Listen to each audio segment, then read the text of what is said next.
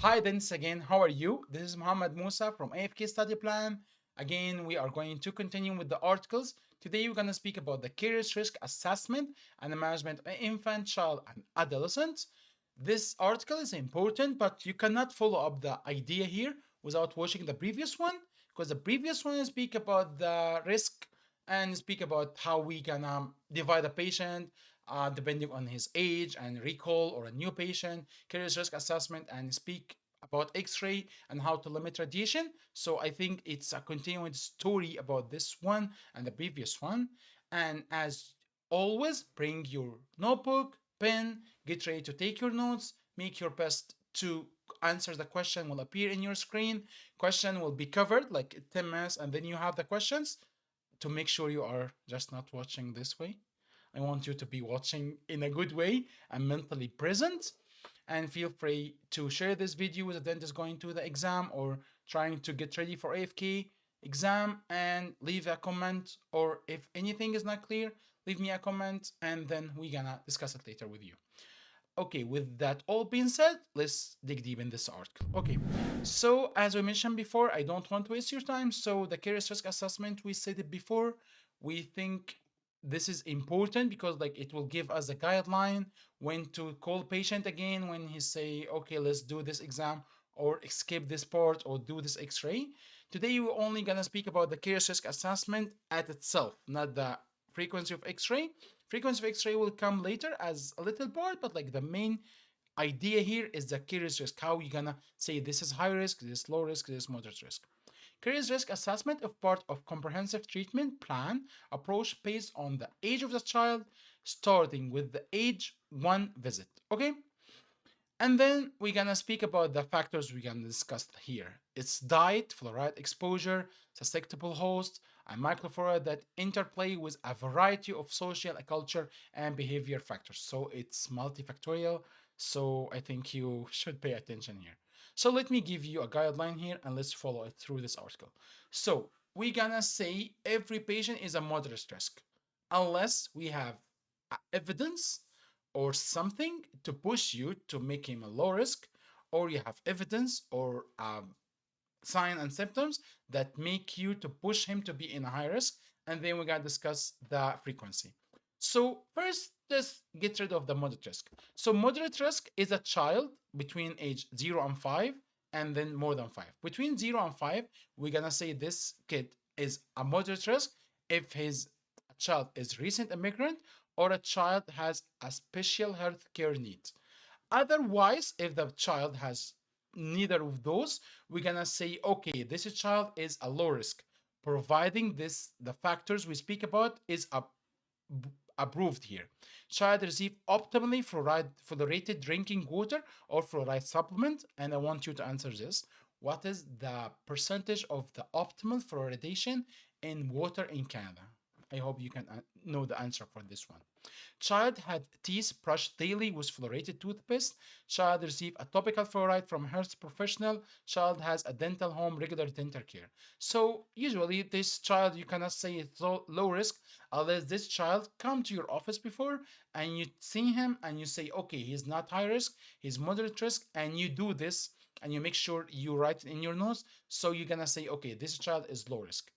Or you're gonna see him in the initial visit and you see some of these signs and you say, okay, this child is going to be high risk.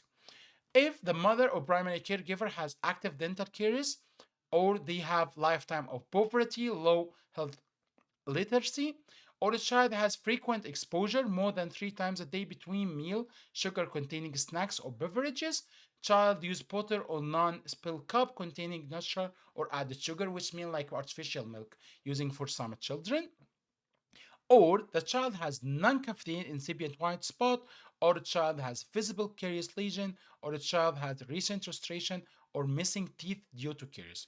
I think it's all makes sense. If you think about it, you don't need to think about it twice. If a child has any of those, so you're gonna say this child has a high risk. So if it's a high risk, we're gonna deal him in a different way if it's moderate risk or low risk. So I hope this is like clear for you now. And then we're gonna speak about the same idea, but the and same criteria, but that for children more than 6 years old. So again, we cannot say every patient is a moderate risk unless we have some risk factor to make it high or some good habits to make it low. So recent immigrant patient use hyposalivation medication, patient has special health need care, it will be moderate risk. Patient were intraoral appliance, like if I give you example, like patient did orthodontic treatment and you give him vivera retainers to make sure the teeth is good and not relapsing. And he is perfect. He is attending his recall, he's doing x-ray, he's doing his fluoride application, he's doing everything. But he has intraoral appliance, which is risk for him. So we're gonna say is a moderate risk. Or patient has defective restoration, so we're gonna say this patient is a moderate risk.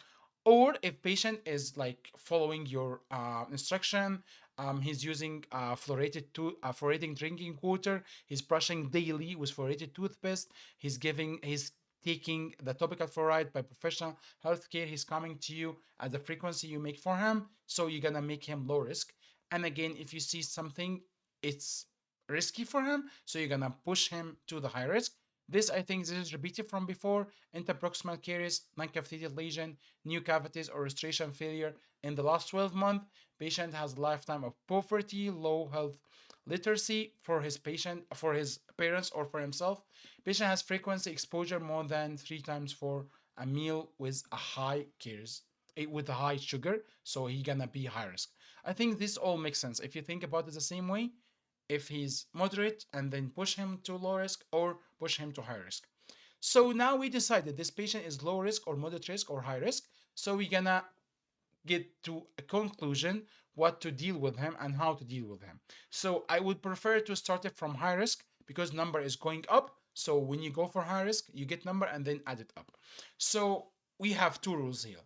So patient, we gonna make a recall frequency for him.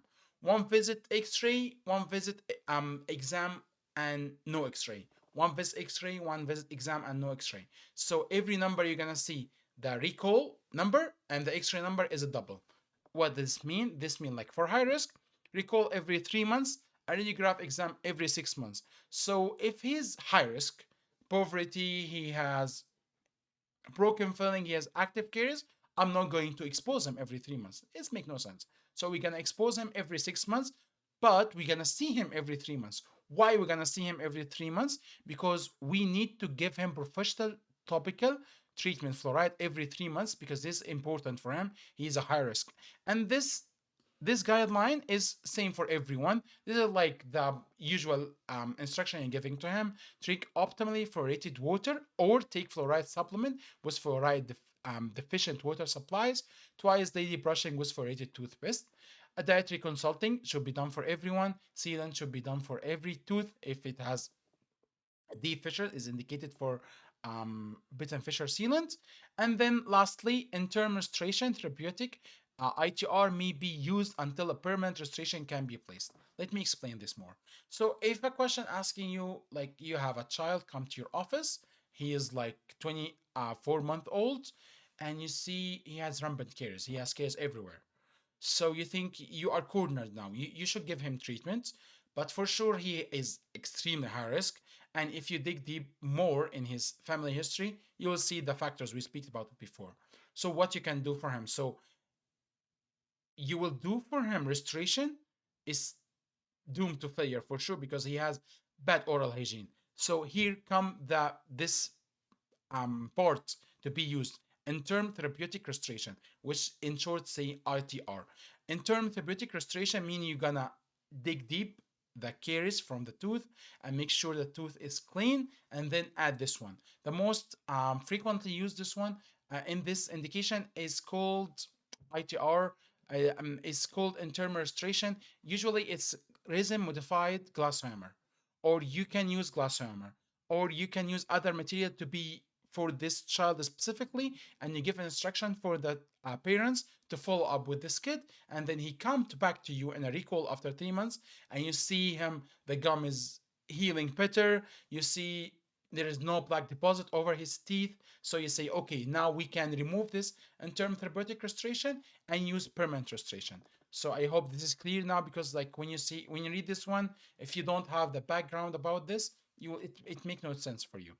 Okay, and then so high risk is 3-6, and then you give him fluoride every 3 months and SDF to be used. I will not speak about SDF here. If I speak about SDF, it will be a very long article, a very long video. So let's speak about it in a separate video. But moderate risk, you're gonna double the number. Recall every 6 months. I would say X-ray to be double, so X-ray will be 6 to 12 months. And for sure, we're gonna speak about this guideline: drink fluoridated, optimally fluoridated water, twice brush with fluoridating toothpaste, professional topical treatment every 3 months to give him fluoride, active surveillance, restore cavitated or enlarged caries lesion. If he's low risk, you're gonna reward him. You're gonna ask him to come recall every 6 to 12 months and make x-ray every 12 to 24 months. And we speak about this before in the previous article. The rationale for this one numbers are they did a study about the progression of caries in interproximal surface. They found in the primary dentition, usually it's 1 year, 1 year or more to reach from the outer half of enamel to inner half of enamel, and 1 more year to reach inside the dentin up to the middle half, second third of dentin. So they come to conclusion it's 1 year. So if we're going to go for high risk, we're gonna make this number to be half. So that's why we take X-ray every 6 months. If we kind of think, okay, he's a low risk, so the progression will be slower because he has low risk. So we're gonna double the number to be 24. Please do not just memorize number, because I tried hard to memorize number and every time I forgot this numbers. When I read the articles deeply, I get to this conclusion. And when you get the conclusion, when you know the reason, it's very easy to do it. Okay. And there is like, honestly, silly information here, but you should do it. Twice daily brushing, parental supervision of a smear amount of fluoridated toothpaste for the children under age 3, and pea-size amount for children age 3 and above. So if he's less than 3 years old, it's smear amount. If he's more than 5 years old, it's pea-size amount. Like NDB, sometimes they are so okay. Okay. Okay. If like caries management for a patient is more than 6 years, we're gonna start with high risk. It's the same 3 months, 6 months. You give him the instruction. You use SDF. You give him fluoridated topical treatment.